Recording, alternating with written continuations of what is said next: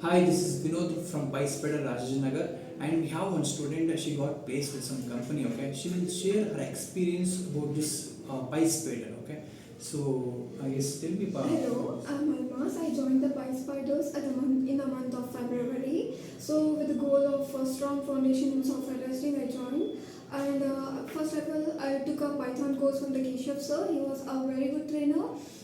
The concept he teaches is very thorough and deep. And next, the manual testing I done with Pradeep sir and Niranjan sir. He gives a real world examples. Through that, I get a confidence in the concepts.